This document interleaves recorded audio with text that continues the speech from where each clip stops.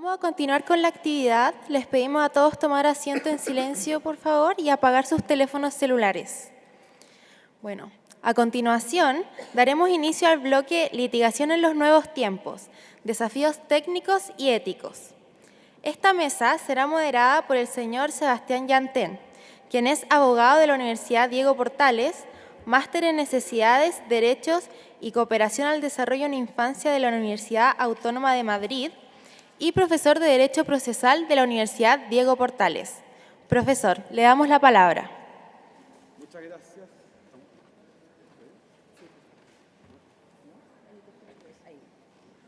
Hola, buenas tardes. Estamos comenzando esta segunda mesa respecto de los cambios en materia procesal, litigación en los nuevos tiempos, desafíos técnicos y éticos. Nos acompañará en esta ocasión como primera ponencia doña María Esther Valenzuela, abogada de la Universidad Diego Portales con postítulo en Mediación Social, Mediación y Resolución de Conflictos de la Universidad de Chile. Magíster en Derecho de Infancia, Adolescencia y Familia por la Universidad Diego Portales, académica y directora del Diplomado de Derecho de Infancia de Adolescencia de la misma universidad y maestra de muchos portalianos que estamos aquí presentes.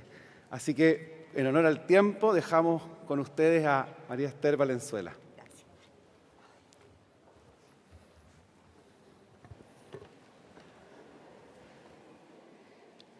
Bueno, buenas tardes a todos y todas. Me trataré de ceñir absolutamente al tiempo y la perspectiva que voy a dar es desde infancia y después Carolina va a abordar el tema, junto a Daniela, el tema ya más bien de juzgados de familia. Lo primero es señalarles que la estructura que voy a utilizar, voy a partir por las conclusiones, que creo que es importante tenerlas presentes antes de lo que voy a hablar. Luego las voy a matizar, porque hasta las conclusiones tienen luces y sombras, para luego preguntarnos cómo seguimos y pensé más bien en los próximos 10 años, creo que 20 es excesivo, y lo que se puede hacer antes. Dos precisiones simplemente es que mayoritariamente voy a hablar de niños, niñas y adolescentes, sin embargo, por temas de tiempo y por temas de verbalización voy a utilizar en algún minuto niño, pero tal como ha dicho la Corte Interamericana, incluye a los tres. Y lo segundo es que mi perspectiva no es solamente desde la ley de tribunales de familia, que es lo que hoy día nos convoca, los 20 años, sino que más bien los 20 años de la justicia de familia, ¿ya? En que no solo se ha cimentado en la ley de garantía, que sin duda ha sido importante, sino que también en otras legislaciones, también en líneas jurisprudenciales y también en prácticas, en buenas y malas prácticas. Bueno, las conclusiones, lo primero es que la ley de familia sin duda ha sido un andamiaje para efectos de construir, ¿ya? Y de construir también la concepción de derechos de infancia, ¿ya? Y eso ha sido esencial. Vamos a ver cómo integra cuestiones que fueron tal vez tardías, porque la Convención Internacional de Derechos de Niños se ratificó en el 89 y recién en el 2004 la ley de tribunales de familia se refiere a principios, pero esto fue sumamente constructivo, especialmente con la figura del curador ad litem, como vamos a ver. Lo segundo es las adaptaciones procesales. Esta es otra conclusión y efectivamente hay que reconocer que se ha entendido, tal vez no del todo, que los niños son parte, ¿ya? Esto ha sido un largo proceso, pero de alguna manera nos hemos ido acercando, tanto así que normativamente hoy en día la ley de garantía así lo establece. Y por lo tanto, esto también en la práctica ha ido generando adaptaciones, ajustes, comprendiendo que los niños, niñas y adolescentes tienen características y particularidades distintas y están en un ciclo vital, ¿ya? Y cuando digo un ciclo vital es entender que son personas. Y por lo tanto son acreedores de todos los derechos establecidos en el Corpus Juris Internacional de los Derechos Humanos y todo el Corpus Juris interno, pero requieren algún tipo de adaptación, porque más allá de ser sujetos de derecho, por cierto, el ejercicio va a ser distinto porque son sujetos en desarrollo.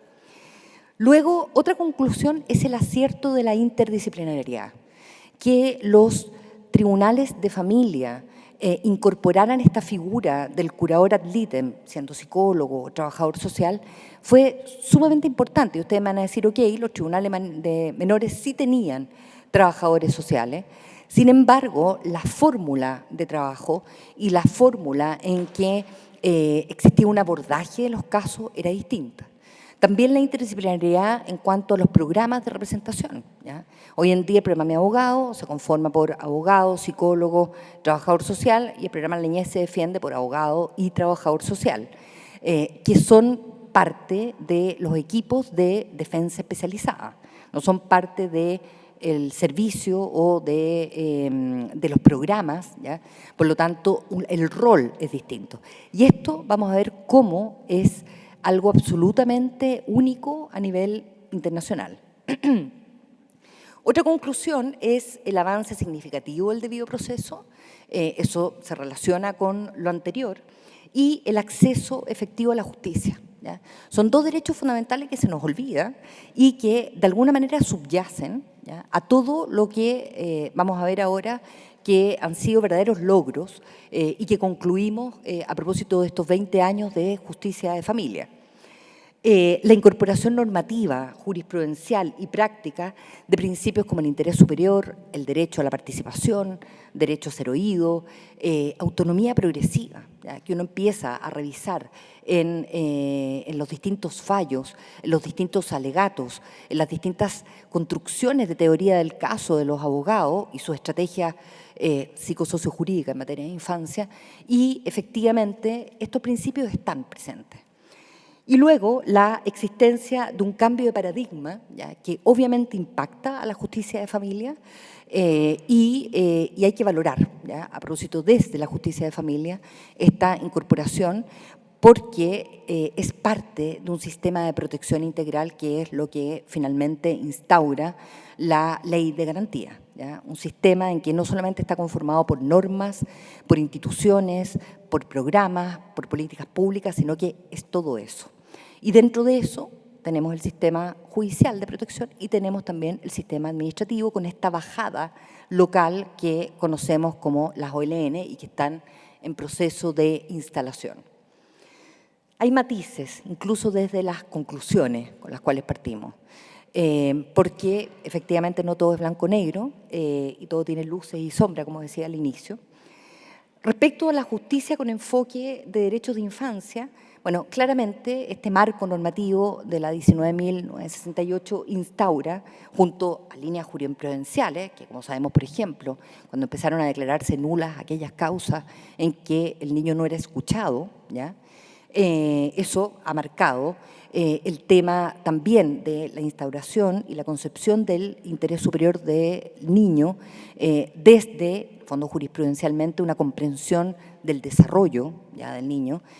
Son cuestiones que han ido robusteciendo el sistema por completo, y para qué decir la reciente ley de garantía, la ley de adopción, la ley que le llaman de responsabilidad parental, que se refiere a alimentos. A mí no me gusta mucho responsabilidad parental porque creo que lo reducen solo a alimentos y es mucho más que eso.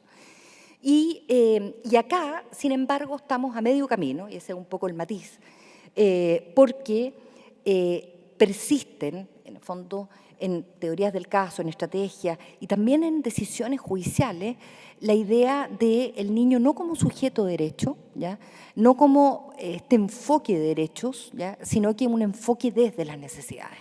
Y uno lo ve muchas veces en que las decisiones se toman desde cuestiones súper fácticas, ¿ya?, sin justificaciones o fundamentaciones que tengan que ver efectivamente con derechos. De hecho, hay un estudio reciente que hizo Valeria Sepúlveda de la Chile, en que hace un rastreo, no solamente de Tribunal de Primera Instancia, sino que de Cortes de Apelaciones y Suprema, de la utilización de la ley de garantía, que trae muchos principios, trae y establece derechos que incluso van más allá, lo cual es bueno, de la Convención. La Convención, recordemos que es el piso mínimo. Entonces, también ahí todavía tenemos estos resabios de ver al niño desde sus necesidades y no desde sus derechos. Se ha hablado mucho a nivel internacional de la justicia centrada en la persona, y es cierto, lenguaje claro, y ahí ustedes saben muchísimo, pero en caso de infancia se necesita más bien una justicia centrada en la niñez. ¿Por qué? Porque tienen características distintas, particularidades distintas. La autonomía progresiva no es parte, en el fondo, del tratamiento de los adultos. Uno podría hablar en adultos mayores, autonomía regresiva, pero no es el punto. El derecho a ser oído, ¿ya? El tema de contar con abogados, etcétera. Entonces, debiésemos avanzar a esta justicia centrada en la niñez por un montón de razones, que no es el momento para explayarme, pero que efectivamente incorpore esta mirada de enfoque de derechos de infancia. Adaptaciones procesales que tienen que ver con igualdad sustantiva, se relacionan además con debido proceso y acceso efectivo a la justicia. Y acá, claro, algo dijo el profesor Claudio Fuentes respecto a esta duda de ser parte o no ser parte. Hoy en día, bueno, siempre, en el fondo por interpretación de estándares internacionales, de la Corte Interamericana, opinión consultiva, etcétera, uno podía construir argumentaciones o fundamentaciones de que el niño era parte del juicio, ¿ya? Sin embargo, cuando costaba esto armarlo a nivel de legislación nacional, pese a que la convención es completamente vinculante. Pero hoy día tenemos la ley de garantía. El artículo 50 se refiere a debido proceso, a tutela judicial, habla del tema de la representación. El 88 reforma el 18 de la Ley de Tribunales de Familia, estableciendo que los niños, niñas y adolescentes que estén en causas de protección o de violencia, sí o sí tienen que tener abogado, ¿ya? Y una serie de condicionantes que dejan claro que el niño es parte. Ahora, acá los procesalistas civiles maduros dicen, ok, pero bueno, si es parte, que se le notifique como parte, si es parte, que declare como parte. Bueno, eso no es comprender, en el fondo, lo que es una justicia con enfoque de derechos de infancia, y no es comprender que los niños tienen características y particularidades distintas, y no es comprender algo que señala la Convención y hoy en día la Ley de Garantía, de esta protección especial porque no es lo mismo ser adulto que ser niño. Pero eso no implica que no sean parte. Hay temas que hay que adaptar, como bueno, mejorar la articulación con mecanismos administrativos territoriales, como las oficinas locales de la niñez, tiempos procesales, en el fondo como una dimensión protectora. Vemos juicios de 4, 5, 6 años en que, en el fondo, y acá varios colegas de alguna manera lo que hacen es dilatar, presentar incidentes, etcétera. Bueno, debiésemos tener mayores herramientas, a pesar que yo creo que sí las tenemos, para efectos de poder darle celeridad, ¿ya? Y tratar de acortar los tiempos. Un año en la vida de un niño puede representar la mitad de su vida. Un año en alguien de 52 es nada, ¿ya? Entonces, yo creo que el impacto del tiempo en los niños hay que tenerlo claro. Y en ese sentido, para estas adaptaciones se requiere, en el fondo, mayor utilización del principio de oficiosidad, ¿ya? Hay un cierto como reparo, no tanto en causas de protección, pero sí en causas contenciosas. Por lo tanto, yo creo que esa es una vía a la cual se puede recurrir en casos específicos. No puedo tampoco explayarme en eso, respecto a temas de bilateralidad de la audiencia, a veces en que no es posible revelarla a la otra parte, porque de alguna manera hay que proteger en casos de alto riesgo al niño. Entonces, bueno, ahí el tema de la oficiosidad usado con criterios específicos y justificados en base al interés superior es importante. Lo tercero es la interdisciplinariedad como un total acierto. Tal les dije, la inserción de consejeros técnicos que inicialmente partió de manera bien confusa, ¿ya? Sobre todo con jueces y juezas que venían de los tribunales de menores y que obviamente en el fondo existía un modus operandi que hizo que inicialmente no estuviese claro el rol de los consejeros técnicos. Y es esencial. En materia de familia y especialmente en infancia, el abordaje tiene que ser psicosocio-jurídico. No es posible concebirlo de otra forma porque se requiere este enfoque integral, ¿ya? Y en ese sentido, los consejeros técnicos tienen que también actuar con enfoque de derecho, no solamente con un enfoque desde las necesidades, pero el aporte es inconmensurable desde la mirada psicosocial. Lo mismo en los casos de las tríadas, de los abogados del programa Mi Abogado, con los equipos de defensa especializada, también es un aporte el poder trabajar, construir la teoría del caso, diseñar la estrategia me quedan 5 minutos, psicosociojurídica en base a, se me olvidó, a temas, en el fondo, con abordaje psicosociojurídico, etc. Avance significativo en la comprensión del debido proceso, cierto, pero falta todavía. Algo que, de alguna manera, como decía, subyace, pero está medio invisible. Yo hago muchas clases de abogados del niño y es importante que tengan presente que lo que está detrás, finalmente, son derechos fundamentales. ¿Ya? Son derechos fundamentales. El curador, bueno, ahí la ley de tribunales de familia tuvo un asomo con este establecimiento del curador ad litem. Vamos a ver que esto debiera armonizarse con la ley de garantía. La ley de garantía en ninguna parte habla de curador. La concepción de curador además viene del Código Civil. Somos y son quienes ejercen abogados de niños. ¿Ya? Y al programa Mi Abogado y la Niñez se defiende les digo, ustedes no son curadores, son abogados del niño, y eso es importante que los tribunales lo entiendan. ¿Ya? La labor, el objetivo, el rol es completamente distinto. Y acá hago un paralelo con penal. Los defensores penales públicos en temas de responsabilidad penal adolescente son abogados. ¿Ya? Y hay obligación y hay una conciencia en materia penal del debido proceso, del derecho a defensa, que debiésemos tener exactamente la misma en materia de familia. La comprensión y la integración del interés superior, acá brevemente, interés superior, mirar el artículo 7 de la Ley de Garantía, establece una interpretación, el artículo 3, reglas de interpretación, y el 7, que son esenciales para efectos de determinar y evaluar el interés superior. Y algo que es de perogrullo decirlo, es una consideración primordial para efectos de adoptar una decisión. En toda decisión debe tenerse como consideración primordial el interés superior. ¿Qué implica eso? Primero determino el interés superior y después adopto la decisión. Porque ¿cómo voy a tomar una decisión sin haber determinado previamente el interés superior? Es de toda lógica, pero resulta que no se hace. Y esto no solamente desde los tribunales, sino que también desde los abogados, que toman un montón de decisiones y muchas veces no han hecho el ejercicio de determinar el interés superior. Es cierto que tienen que articularlo con el interés manifiesto, pero, y dentro de eso, y brevemente, el derecho a ser oído no es lo mismo que la opinión. La opinión es el resultado del derecho a ser oído. La opinión se valora, artículo 7, con otros elementos. Y la autonomía progresiva, ahí tenemos una cierta confusión con edad y madurez. La autonomía progresiva se relaciona con desarrollo y ejercicio de derechos.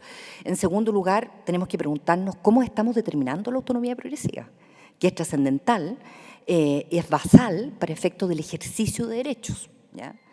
Y luego, eso, sistema de protección integral, ya les hablé rápidamente, información, artículo 7. ¿Cómo seguimos los próximos años para ir cerrando? Bueno, hablábamos de tribunales de menores, hoy en día hablamos de tribunales de familia, creo que deberíamos dar el paso para hablar de tribunales de familia e infancia. Yo creo que el lenguaje, muchos dicen que construye en realidad, y acá es importante. Hay que armonizar la ley de familia, ¿ya? La ley de tribunales de familia en razón de la ley de garantía. Hay un proyecto, no se ha movido nada. Avanzar hacia el ejercicio efectivo de la participación, ¿ya? Eso es esencial y en el fondo va de la mano con también la importancia de evaluar y determinar el interés superior, que existe una oferta universal de abogados, eso tensiona el sistema y también, en el fondo, de alguna manera, lo hace robustecerse, ¿ya? El no tener abogados en el juicio, de alguna manera, impide ¿ya? La garantización del debido proceso. Hay que revisar y hacerse cargo del tema de los inimputables, ¿ya? Sobre todo hoy en día que bueno, hay varios índices que dicen que los menores de 14 están entrando en temas de crimen organizado, para nada, y estoy de acuerdo con bajar la edad, pero los tribunales de familia tienen que hacerse cargo de los inimputables y sobre todo con una mirada de corto, mediano y largo plazo. Una real articulación con la protección administrativa, tenemos serios problemas ahí. Yo creo que, como dije, un cambio de paradigma y hay que aprovechar eso para efectos de de construir un mejor sistema de protección integral entre lo judicial y lo administrativo, avanzar en una mejor adaptación de procedimientos, que existan criterios efectivos para considerar la autonomía progresiva. No podemos seguir decidiendo de guata, ya, perdón el lenguaje poco académico, pero es así, que autonomía progresiva no es lo mismo de madurez, es en relación al ejercicio de derecho. Con eso además valoramos la opinión, etcétera.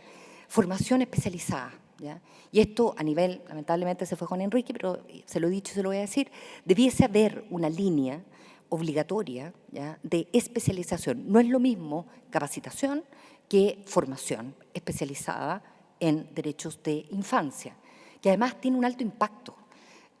Mejorar los sistemas de información, hay una promesa de un sistema integrado para efectos de que ustedes tengan, los jueces, acceso fondo a toda la situación del niño en términos macro, micro, etcétera, con todos los resguardos. Superar esta posición de rezago, algo habló Francisco, yo siempre hablo como familia del último gatito de la caja en varios sentidos, no me voy a explayar en eso porque algo Francisco ya dijo. Integrar plenamente la comprensión de que el debido proceso y el acceso a la justicia son basales, ¿ya? Es esencial tenerlo presente, tanto abogados del niño, abogados de familia y también tribunales de justicia. Muchas gracias. Muchas gracias. Agradecemos la ponencia de la profesora Valenzuela. A continuación nos acompañará en esta mesa la magistrado Carolina Benavides.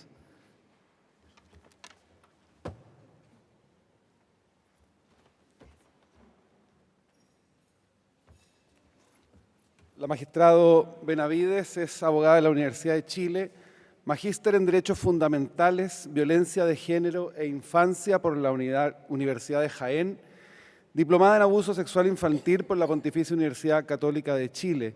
Se desempeña hace más de 20 años en la Justicia de Familia. Actualmente es jueza titular del Segundo Juzgado de Familia de Santiago y ministra suplente de la Ilustrísima Corte de Apelaciones. Muchas gracias, magistrado, por acompañarnos. Buenas tardes, muchas gracias por la invitación.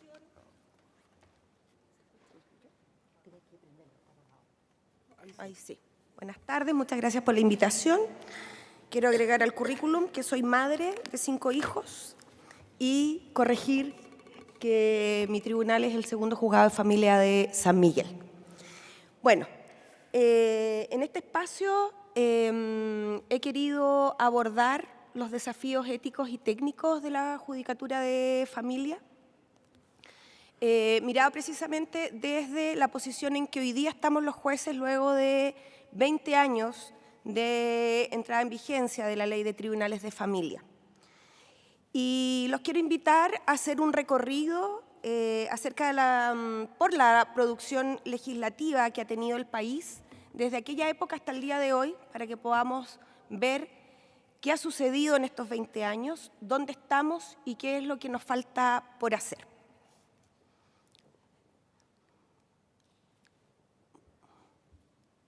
Ahí sí. Rápidamente, para que me vayan siguiendo, comenzamos con la Ley 19.968 en el año 2004, que crea los tribunales de familia, ¿no es cierto?, y que incorpora diversos procedimientos que se sustancian las distintas materias de familia, procedimiento ordinario, procedimiento para violencia intrafamiliar, protección, y el procedimiento para los actos no contenciosos. Y desde ahí a la fecha tenemos una abrumadora cantidad de leyes que han ido respondiendo a diversos cambios sociales, culturales y sistémicos, y como todos sabemos, la ley va respondiendo a estos cambios, va intentando dar respuesta. Generalmente, atrás de los cambios vienen las leyes, ¿no es cierto?, y estamos implementando la ley y siguen habiendo cambios en la sociedad. Entonces, muchas veces la ley termina siendo casi siempre insuficiente.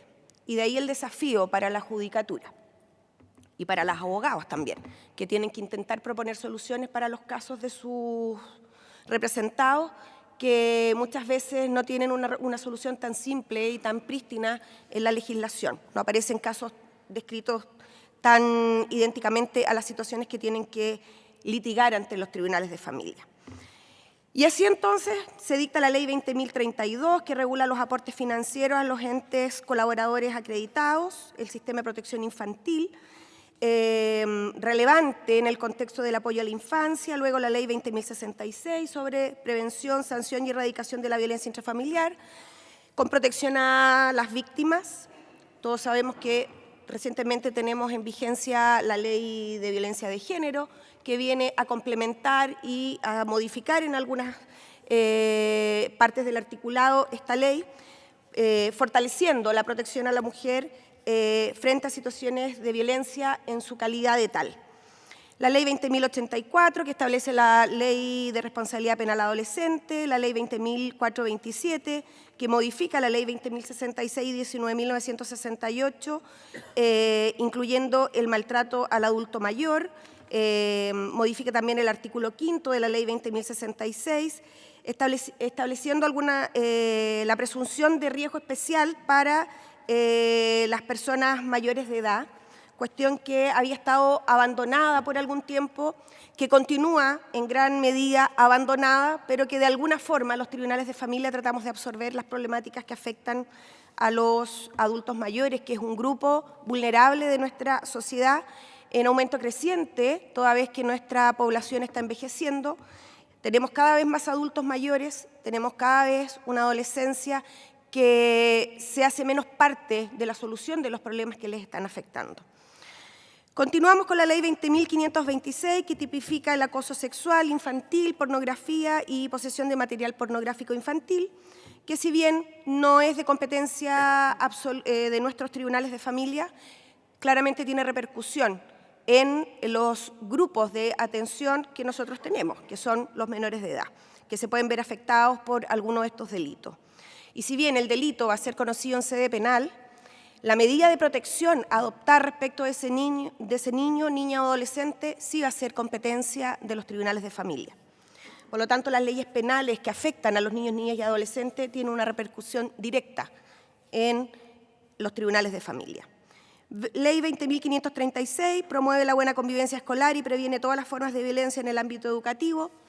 Respuesta, ¿no es cierto?, a otros tipos de fenómenos que estamos viendo y lamentablemente cada vez con mayor frecuencia, cómo se relacionan nuestros hijos, los adolescentes, los niños, niñas y adolescentes en el espacio escolar o en otros espacios de convivencia. La Ley 20.545, que amplía el postnatal y establece el permiso parental conectado a la protección maternal con corresponsabilidad. Menciono esta ley por el concepto de corresponsabilidad que también se incorpora en el Código Civil a propósito de las reformas que ha sufrido ese cuerpo normativo y que es un concepto novedoso y riquísimo que hace un llamado a los padres a participar de manera responsable, aunque vivan separados, de la crianza y educación de sus hijos. La Ley 20.530, que crea el Ministerio de Desarrollo Social y Familia, un tremendo avance a nivel institucional. La Ley 20.680, que introduce las modificaciones al Código Civil y otros cuerpos legales con el objeto de proteger la integridad del menor en caso de que sus padres vivan separados, y ahí se incorporan varios conceptos que son muy interesantes y que han enriquecido el quehacer de la Judicatura de Familia. Se elimina, por ejemplo, la atribución del cuidado personal a la madre en caso de separación. Se incorpora el concepto de cuidado compartido, el de corresponsabilidad, al que ya me he referido, criterios para atribuir el cuidado personal, una tremenda herramienta para los jueces antes de que se consagrara legalmente la definición de interés superior del niño en la ley integral. El concepto de interés superior del niño, que se incorpora sin un concepto claro, ¿no es cierto?, pero al menos se menciona y nos propuso en esa época el desafío de buscar un contenido para él y una aplicación práctica en la resolución de los casos. El concepto de relación directa y regular con los abuelos y también algunas directrices para determinar la relación directa y regular de los niños con el padre no custodio. Ley 21.013, que aumenta la protección penal de personas en situación especial, tipifica el delito de maltrato relevante y trato degradante contra niños, adultos y mayores y personas con discapacidad. Recoge 3 grupos vulnerables. Un aporte claramente importante, toda vez que estas situaciones no tenían sanción penal en muchos casos y hoy día con estas figuras podemos conseguir que se apliquen sanciones a aquellos actos que incorporábamos o conocíamos bajo el alero de la Ley de Violencia Intrafamiliar o Protección, pero sin sanción, finalmente. Ley 21.030, que regula la despenalización de la interrupción voluntaria del embarazo en 3 causales, conocida por todos, claramente tiene un impacto en la infancia y en la adolescencia. La Ley 21.120, que reconoce el derecho a la identidad de género y rectificación de sexo y nombre registral, facultando a toda persona cuya identidad de género no coincida con su sexo y nombre registral, que pueda solicitar su rectificación, estableciendo una tramitación judicial para los niños entre 14 y 18 años. Tremendo cambio cultural, ¿no es cierto? Ley 21.067 y Ley 21.090 se crean la Defensoría de los Derechos de la Niñez y la Subsecretaría de la Niñez. Un gran cambio y un gran aporte a nivel institucional.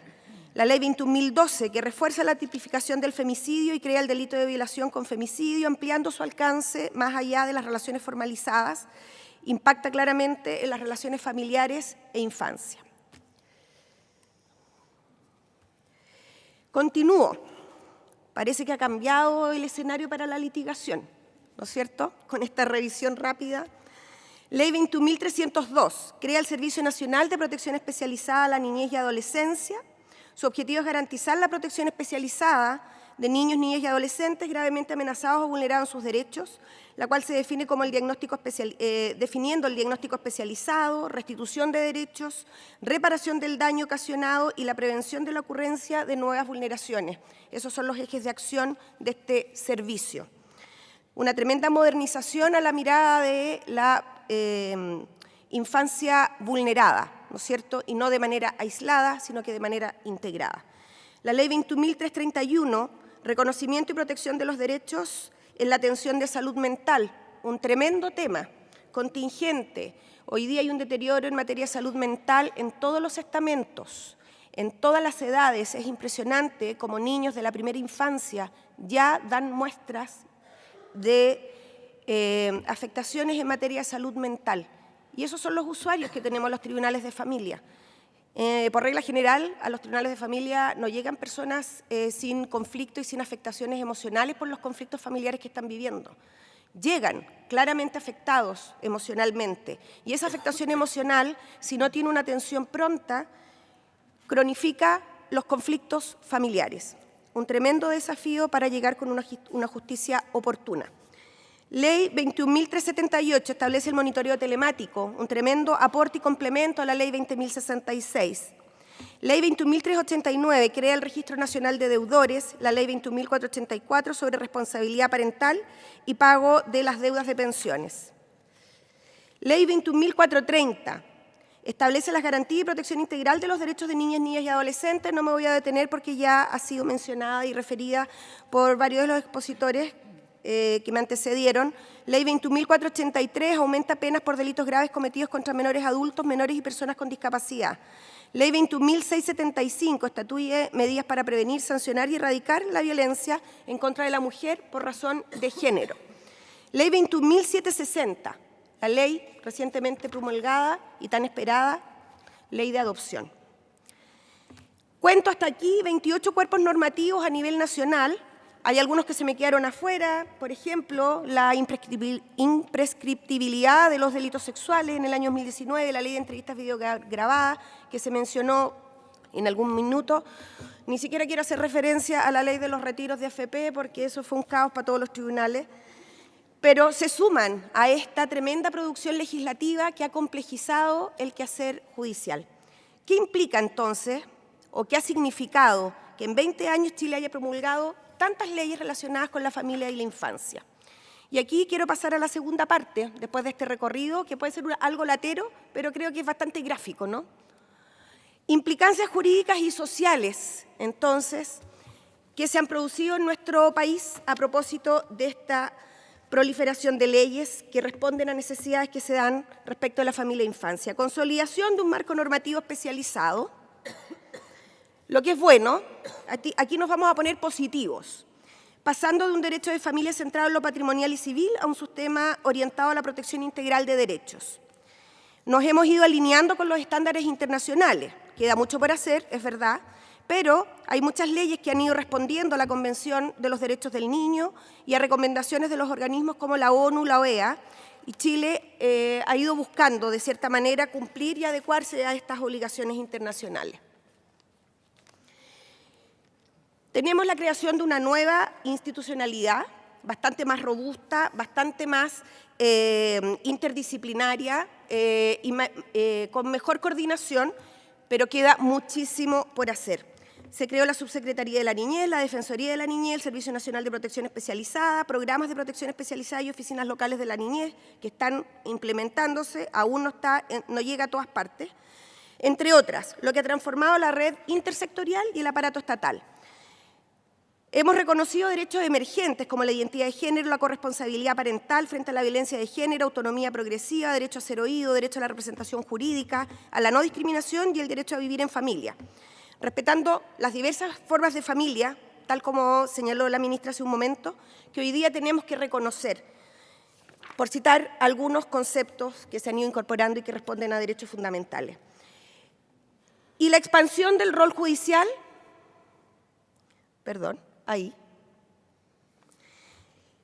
y que es el nombre de mi ponencia, los jueces de familia ya no solo resuelven conflictos privados, sino que hoy día están llamados a garantizar derechos fundamentales, integrando visiones interdisciplinarias. De esta abundante legislación, ¿qué implicancias sociales podemos reconocer? Había un cambio cultural en la concepción de la niñez, de la mujer y sus derechos, la diversidad sexual, la familia, entre otros. Hemos podido visibilizar problemas estructurales como la violencia intrafamiliar, negligencia parental, femicidio, acoso escolar, drogadicción, salud mental, discriminación de género y diversidad. Todos estos temas antes eran invisibles y tratados como privados. Podemos considerar como otra implicancia social la mayor sensibilidad ciudadana que se ha generado a propósito de estas leyes. Las leyes reflejan cambios sociales y hoy hay más conciencia que la infancia y la familia requieren cuidado y protección por parte del Estado. Se ha fortalecido el enfoque psicosocial, la sociedad hoy día empieza a reconocer que los problemas familiares no son solo legales, sino que también involucran dimensiones psicológicas, comunitarias y culturales. Y por último, emerge una tensión entre la expectativa y la realidad, y desde aquí me quiero parar a los desafíos que tenemos para el futuro. Muchas de estas leyes crean altas expectativas en la sociedad, especialmente en los grupos vulnerables, pero la implementación es y seguirá siendo compleja. Esto provoca frustración en la sociedad cuando el Estado no logra cumplir con lo que las normas que se dictan no cumplen con los objetivos o no se logran implementar adecuadamente. De nada nos sirven tremendos tratados y tremendas normas largas, llenas de principios, si no se dictan con los recursos que se necesita para su implementación. Si no hay programas, si no hay número de jueces, si no hay programas de evaluación, programas de reparación, programas de atención, no podemos implementar las leyes. De nada nos sirve el papel. Reflexiones y desafíos para ir terminando. En apenas 2 décadas, Chile pasó de un marco jurídico escaso a un sistema normativo abundante y especializado en infancia y familia con múltiples procedimientos. Por lo tanto, la litigación claramente ha cambiado frente a los tribunales de familia. Esto refleja un país que ha estado en transformación y que seguirá en transformación, buscando reivindicar los derechos largamente postergados, adaptarse a las diversidades de las nuevas configuraciones familiares y de otros conceptos, y vamos cumpliendo compromisos internacionales de a poco. Pero tenemos un tremendo desafío. ¿Cómo aminoramos la brecha entre la ley y su aplicación efectiva con miras a obtener decisiones oportunas, ajustadas a la normativa vigente y con reconocimiento de la realidad psicosocial, con un enfoque de derechos y que se puedan cumplir efectivamente? Y aquí entra el concepto de efectivización de derechos. No nos sirven derechos declarados si no se pueden efectivizar. Y es aquí donde debemos plantear nuestros desafíos éticos y técnicos. Me voy a tomar 2 minutitos para concluir. Cuando hablamos de desafíos éticos, hablamos de qué conductas o acciones son las correctas y preferibles para el adecuado ejercicio de nuestro rol, desde la judicatura estoy hablando, y me planteo en lo personal y para mi gremio los desafíos éticos.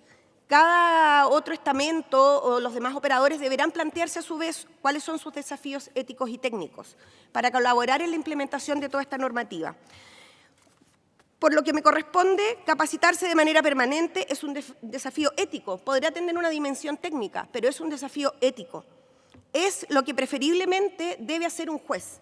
Estar capacitado de manera permanente, dominar las normas nacionales e internacionales de la materia, herramientas que permitan la mirada multidimensional, comprender la dimensión psicosocial de cada conflicto, generar soluciones interdisciplinarias que integren lo jurídico con lo psicosocial. Segundo desafío, ético. El juez de familia debe actuar como garante de derechos respecto de todos los conceptos que ya hemos recorrido. ¿Qué conductas y acciones correctas y preferibles para el adecuado ejercicio del rol del juez? Por último, la toma de decisiones judiciales, que no es cualquier decisión.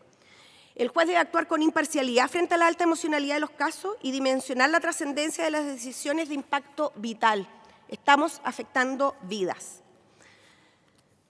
Desafíos técnicos. Uso de tecnologías y expediente digital. Tramitación, efectos y nomenclatura, ya lo mencionaron, debe ser tratado por organismos profesionales que sean capaces de revisar qué tecnología necesitamos, porque hoy día no es suficiente. No hay desarrollos tecnológicos ni informáticos que respondan realmente a nuestras necesidades.